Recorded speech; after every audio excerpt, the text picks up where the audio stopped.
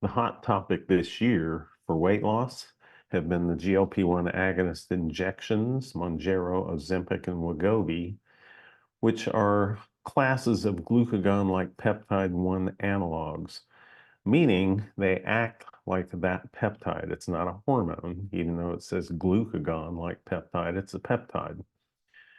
And the semaglutides, Ozempic and Wegovy, as well as tirzepatide, which is known as Mounjaro, have been splashed all over the media, probably initially because of celebrities that were using those off-label for weight loss. So what's interesting, though, is the newest findings of the side effects, I guess, of semaglutide and injections for weight loss.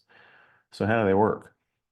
Okay, so they're glucagon-like peptide 1 agonists, and they were originally developed for type 2 diabetes. They were not developed for type 1 diabetes. So type 1 diabetes is a different animal.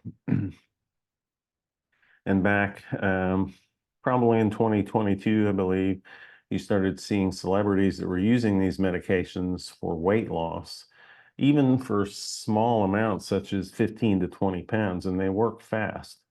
For some people, especially small amounts of weight loss. If you have a significant amount of weight loss, it takes a little longer, but over 68 weeks, there's a significant amount of weight loss. So a little bit over a year, they kind of maximize out for their weight loss. So what they do is instruct your pancreas to release insulin, and that helps regulate blood sugar levels and also curbs hunger. So it decreases the food cravings that go along with the restrictive dietary modifications that most people just can't follow. So they have a yo-yo diet. They'll lose weight, they'll gain it back, and really you've got to change your way of eating altogether in order to maintain that weight loss.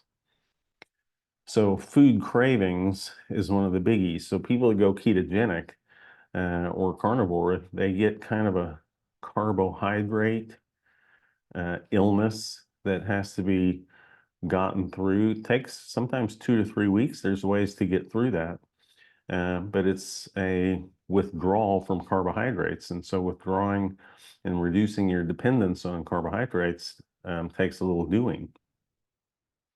So semaglutide stays in the body longer than the actual hormone called glucagon-like peptide 1. So there's a lasting feeling of fullness, and that decreases the desire to eat. And that's one of the ways that it's effective. Also increases gastric emptying. So it's faster, this food doesn't stay in the stomach as long.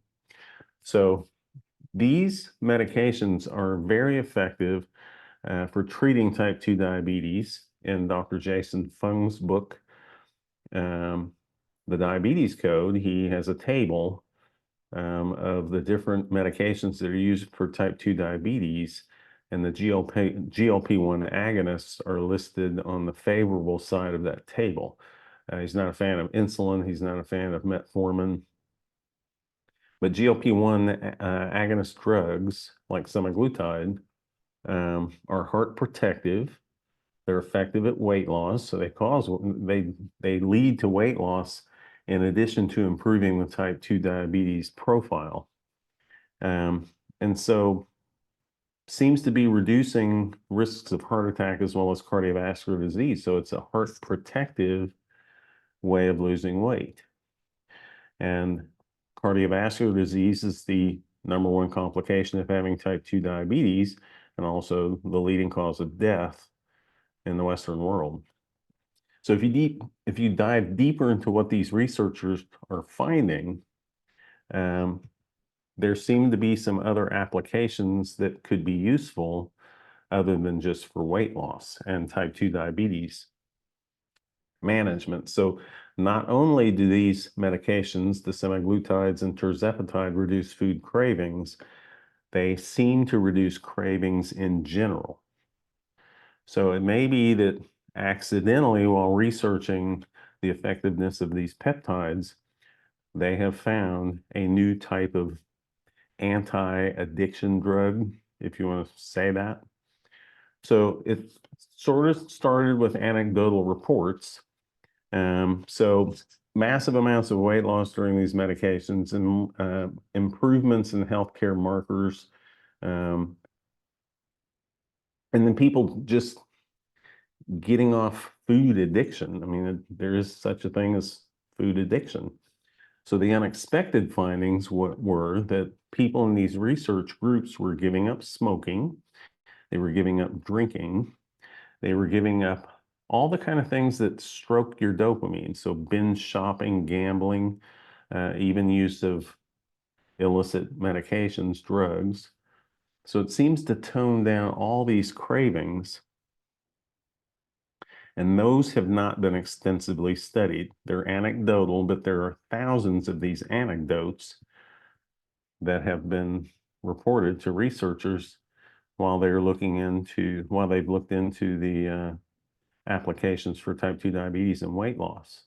So there's literally thousands of people that have reported that they just don't feel like drinking or smoking or doing any of those compulsive behaviors that seem to be related to the reward system of dopamine in the brain. So there's animal studies in the poor rodents and the monkeys where those subjects in research were less likely to seek out opioids and nicotine, alcohol, and other addictive substances. I have one client who has lost 86 pounds on Wegovy in 9 months. And one of her side effects is that she gave up smoking. So there's my one little anecdotal evidence that this is true. Most of my clients that are working on weight loss are doing it with lifestyle modification and changing their way of eating. But we do have some on semaglutide injections through a compounding pharmacist. And I've had two that have taken Wegovy and one that took Ozempic. So here's the animal studies if you want to delve into this. Glucagon-like peptide analog semaglutide reduces alcohol drinking and modulates central gamma aminobutyric acid neurotransmission. So up there is the link if you want to read this entire study on rodents and figure out why that would be true, that there are reductions in cravings for other substances other than food. And of course, this one is looking at alcohol mainly. So it is postulated that there's a modulation between the imbalance of glutamate, the excitatory neurotransmitter, and GABA, which is a depressive or an inhibitory neurotransmitter. And so there's a mismatch. You have too much glutamate and you've depressed GABA, which is the reason for the morning shakes for people that are alcohol dependent. If you can get that GABA level up, then you can reduce the shakes.